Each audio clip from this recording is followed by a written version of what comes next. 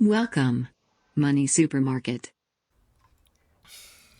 안녕하세요. 반갑습니다. 돈 파는 가게 대표 사원 김강주입니다. 요즘 최저임금 제도 때문에 사회적인 여러 가지 갈등들이 많습니다. 특히 소규모 자영업자들 같은 경우 최저임금 인상 때문에 비용이 증가, 인건비가 증가해서 아예 고용을 못한다. 이런 불평들이 많으시고요. 중소기업들도 마찬가지입니다. 인건비가 상승함으로써 기업 경영에 어려움을 겪는다. 이런 불평들도 많습니다.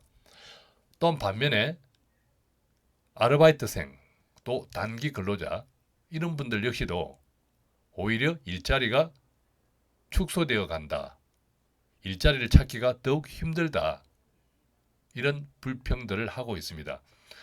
그런데 이 최저임금 제도, 최저임금 인상 문제는 짧은 기간, 단기간에 판단해야 될 문제는 아닌 듯 합니다. 왜냐하면 우리나라는 점점 은퇴를 준비하는 시니어들, 노인들이 증가하고 있는 나라입니다. 이것은 우리 모두가 명백하게 인정하고 있는 사실이라는 거죠. 그런데 이 은퇴자들이 준비하는 은퇴 이후의 소득 가운데 임대 소득을 꿈꾸는 분들이 여전히 많습니다. 즉, 은퇴자들이 준비하는 이 임대 소득은 바로 최저임금 제도가 상당히 영향을 미친다는 거죠. 그렇기 때문에 이 최저임금 논쟁은 지금이 끝이 아니다. 그저 고용 문제로 끝이 나는 것이 아니다라는 거죠. 길게 보면 은퇴 후 임대 소득에까지 영향을 미치는 문제다.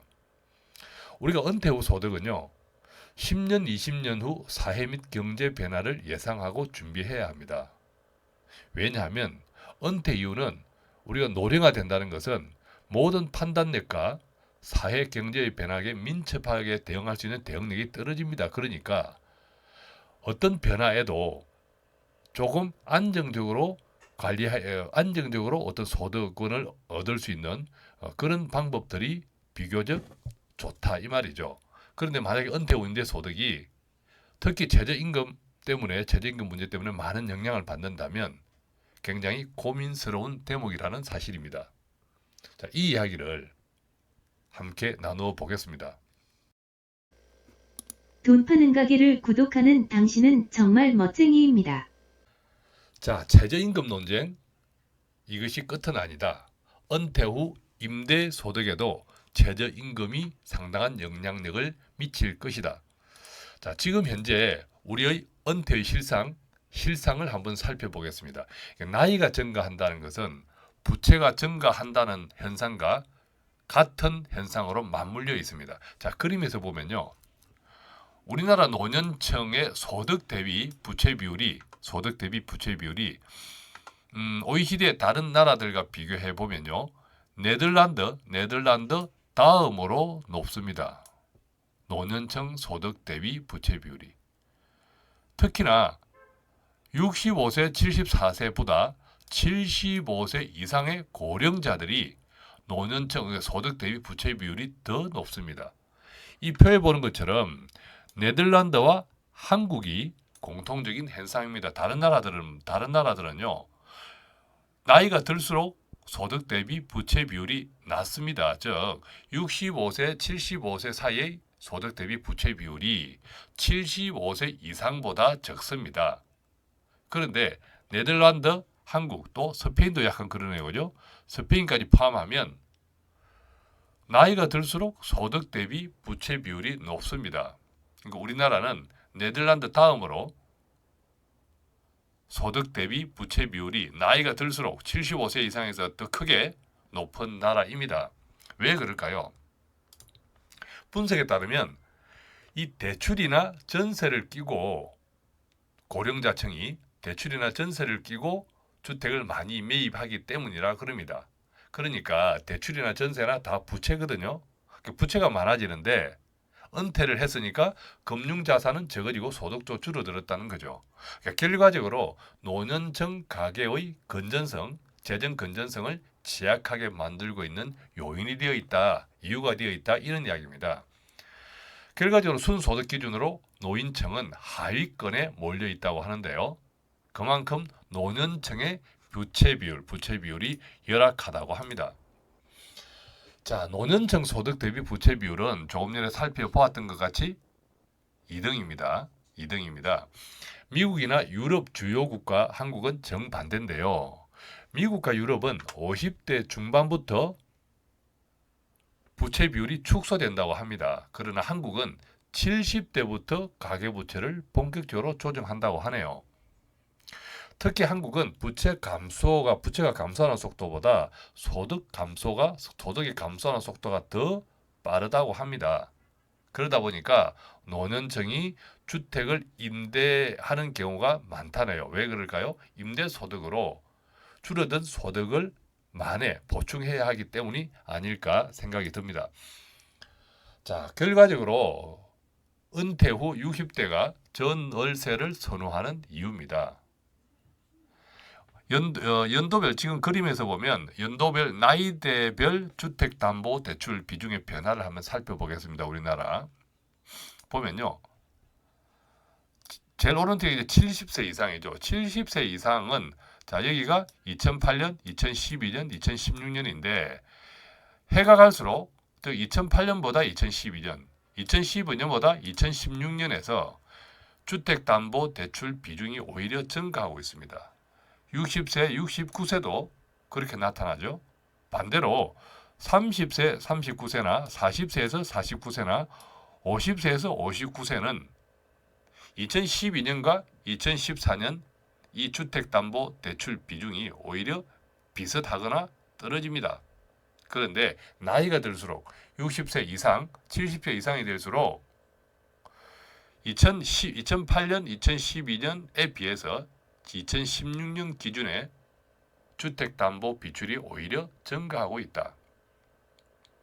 즉 60대 이상, 70대 이상에서 주택을 대출 또는 전세 끼고 사서 이걸 어떤 전월세를 통해서 그죠? 은퇴 이후에 소득을 보충하는 경향이 높다라는 거죠. 자, 그런데요. 아직도 은퇴 후 임대 소득을 꿈꾼다면 정말 한번 고민해 보셔야 합니다. 자, 노인층은요. 부채 상환 후 생활 여력. 이게 뭐냐 하면 부채 상환 후 생활 여력이라고 하는 것은 내가 가진 총 자산에 내가 가진 총 부채를 빼고 그러면 순자산이 나오죠. 이것의 가처분 소득. 지금 내가 어떤 소비할 수 있는 또는 투자할 수 있는 내가 마음껏 이렇게든 저렇게든 처분할 수 있는 소득을 합한 이것이 부채 상환 후 생활 여력인데 이 노인층이 이 부채 상환 후 생활 여력 비율에서 하위권입니다. 왜 그렇겠습니까? 조금 전까지 나누어 봤지만 실물 자산 즉 임대를 위한 전월세를 위한 이 아파트 등 실물 자산은 많은데 소득이 낮죠. 소득이 뭐 거의 없는 쪽도 있죠. 그렇기 때문에 이 유동성 리스크에 상대적으로 취약해 있다. 그 세대가 60대 이상이라는 겁니다. 이 그림에서 보면 이렇게 빨갛게 점선으로 동그랗게 표시한 이 세대가 60대 이상 세대인데 이 세대가 부채 상환 후 자산 소득 분포에서 거의 뭐 하위권에 속해 있다라는 것을 그림으로 지금 보여주고 있습니다. 또 우리가 주목해야 될 변화는 바로 잘 알려진 것처럼 인구 구조 변화입니다. 자, 2030년 통계청이 발표한 예상하고 있는 인구 통계를 보면요. 이 그림 보십시오. 자, 65세를 끊어보겠습니다. 65세 기준으로 끊어보면 상당히 많죠, 그죠? 이런 인구가 많습니다. 자, 이 65세 인구, 다 60세까지도 생각해 보아도 60세 이후를 생각해 보면 더 많아지죠, 그죠? 이게 60세 선입니다. 이분들이 주택을 통한 전세, 월세 소득을 은퇴 이후의 소득으로 삼겠다 할 때 그 수요자들은 누굽니까? 즉 60세, 65세 이후의 임대 공급자들, 즉 노령자는 계속 증가하는데 그들이 공급하는 임대주택에 들어가서 살아야 하는 임대 수요자, 임대 수요자는 오히려 지속적으로 감소합니다. 자, 임대 수요자가 몇 세일까요? 그죠? 25세부터 볼까요? 25세부터 보더라도 약 한 40세까지가 못 미치겠죠. 실질적으로는 한 30세, 40세 정도, 뭐 이 사이 정도가 가장 임대 수요자가 많겠죠. 그죠? 근데 이 임대 수요자는 지속적으로 감소하고 있다는 겁니다. 자, 임대 공급자는 지속적으로 증가하는데 임대 수요자는 지속적으로 감소한다. 자, 모든 가격은 수요와 공급의 법칙에 따라서 결정됩니다. 아담 스미스의 보이지 않는 손이죠. 특히 이 은퇴 이유는 지속적으로 우리가 고령자들이 판단력과 사회 변화에 어떤 대처 능력이 떨어지기 때문에 이 같은 인구 구조 변화가 주택 시장에 미치는 영향, 전월세 시장에 미치는 영향의 변화를 그때 대처할 수 있는 시간 자체가 없다는 거죠. 어떻게 대처하겠습니까? 시간이 부족한데 또 대처 능력이 상대적으로 떨어지기 때문에 그때 이런 일이 발생을 하면 물론 이 일은 점진적으로 계속 발생하고 있는 현상이기도 합니다만 막상 그 일이 나에게 닥쳤을 때는 대응하기가 거의 불가능하다. 자칫하면 빈집을 안고 계속 살아야 할 수도 있다. 이런 이야기입니다. 자, 결과적으로 보면요. 임대 수요자 계층, 즉 젊은 층, 특히 젊은 층의 소득이 또한 감소하고 있습니다. 자, 이것이 최저임금 제도하고 영향을 크게 미치고 있는데요. OECD 주요 국가의 상하위 10%, 상위 10%, 하위 10% 임금 격차를 비교한 그림이 있습니다. 이 그림을 보면 2016년도 상위 10%의 한국 근로자 임금 소득이 하위 10%의 4.50배에 달했습니다. 하위 소득자의 4.50배에 달했다는 이 수치는 미국 다음으로 높은 수치라고 하는데요. 2015년 기준으로 보더라도 한국의 임금 격차 4.59배인데, 즉 상위 10% 한국 근로자 임금 소득이 하위 10%의 4.59배인데 이건 역시도 미국 다음으로 높은 비율이라고 하네요. 자, 이 그림에서 보면 한국과 미국을 제외한 칠레, 일본, 핀란드, 덴마크, 노르웨이 등등 우리가 비교할 수 있는 나라들과의 비교 이 그림을 보면 우리 한국이 상당하게 임금 격차가 높다. 자, 그러면 주로 전월세에 사는 사람들은 어떤 사람들일까요? 맞습니다. 하위 계층들이죠. 이 하위 계층들이 점점 상위 계층들하고 임금 격차가 벌어지고 있다는 겁니다. 또한 저임금 근로자 비율도 여전히 최상위권입니다. 저임금 근로자. 2016년 기준으로 보면 한국의 저임금 근로자 비율은 23.50%라고 하는데 이건 역시 미국에 이어 OECD에서 두 번째라고 합니다. 자, 저임금 근로자 비율이 높고 상위권이고 또 상하이 임금 격차가 OECD 2등이라고 한다면 이들의 다수가 우리 임대 공급자, 즉 임대 수입을 원하는 분들의 그 집에서 살아야 될 임대 수요자 계층들이라는 건데 이 임대 수요자 계층들의 소득이 감소한다고 하는 것은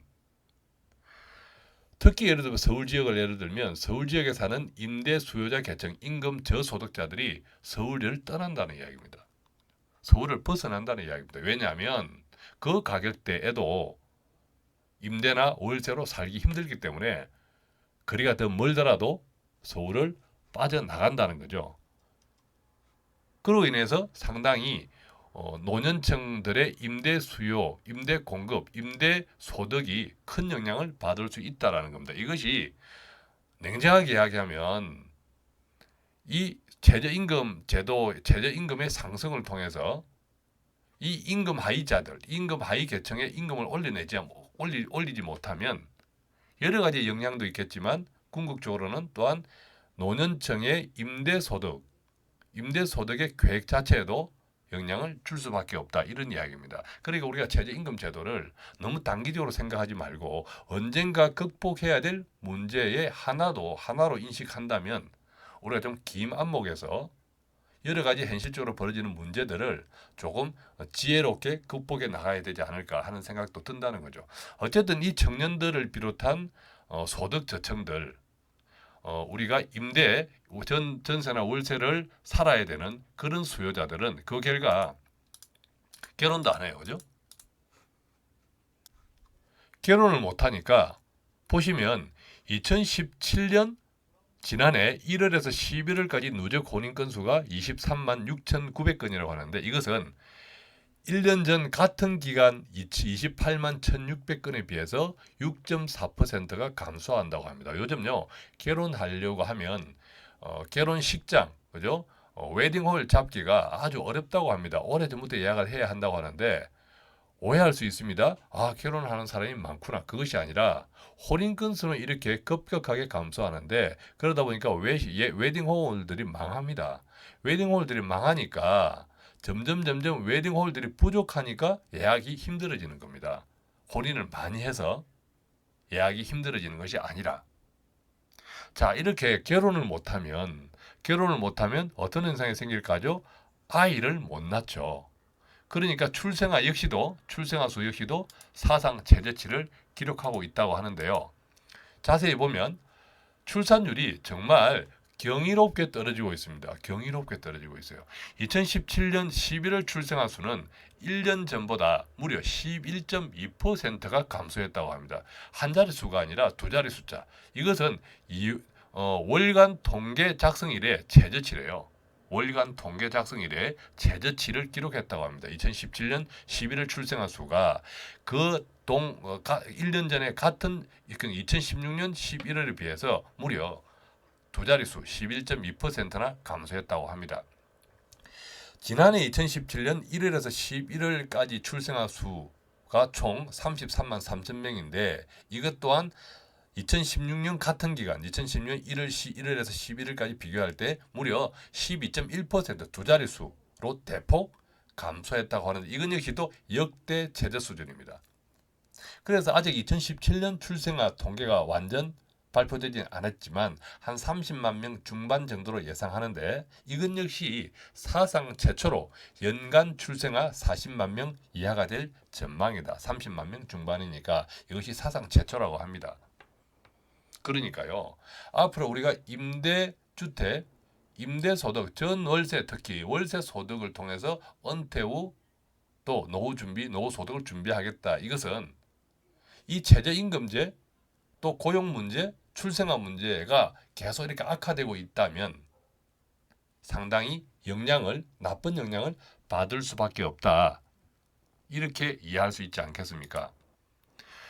참고로 서울 집값 급등에 대해서도요. 최근 이 국민은행에서 발표한 주택 매매 가격 지수 구별 비교 지수도 조금 참고할 필요가 있지 않는가 싶은데 이 국민은행에서 발표한 주택 매매 가격 지수 구별, 그러니까 서초구, 강남구, 용산구 이런 등등 구별 비교 지수는 2017년 12월, 그러니까 작년 12월 수준과 2015년 이전에 각 구별로 아파트값, 집값이 고점이었던 것들을 한번 비교해 본 건데요. 여기 보면 최근 상승기 이전 고점 대비 평균 한 6% 정도 상승했다는 자료가 나옵니다. 즉 우리가 서울 집값이 급등했다고 하는데 상당히 일부 지역의 급등 현상에 착시 현상이 많다라는 거죠. 다른 지역들은 그닥 급등했다고 표현하기 힘든 상승률을 기록하고 있다는 겁니다. 이 표에 보면 고점보다 하락한 곳이 꼭 한 곳 있네요. 어디죠? 용산구입니다. 그죠? 용산구 몇 년 전에 굉장히 올랐는데 그것에 비하면 오히려 하락했다. 반대로 강남구 보면 이 고점 대비 최고 11%나 상승했습니다. 그죠? 강남구.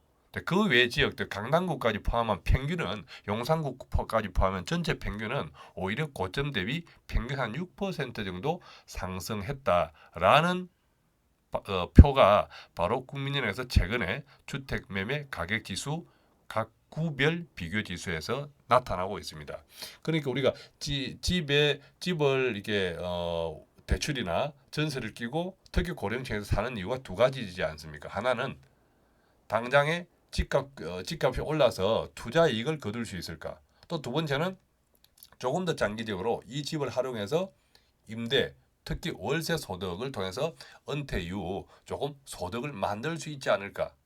자, 이런 것들이 조금 지금까지 쭉 나누었던 여러 가지 어떤 변화들, 그 우리가 원하는 은퇴 수요자들이 원하는 그 집에 들어가서 살아야 될 그 임대나 월세 수요자들의 어떤 형편들을 한번 살펴봄으로써 과연 10년, 20년 뒤에 이 서울 이 집을 통한 소득이 얼마나 영구히 지속될 것인가 정말 한번 신중하게 생각해 보아야 될 일이 아닌가 그렇게 생각이 듭니다. 자, 그렇다면 우리는 어떻게 준비해야 할까요?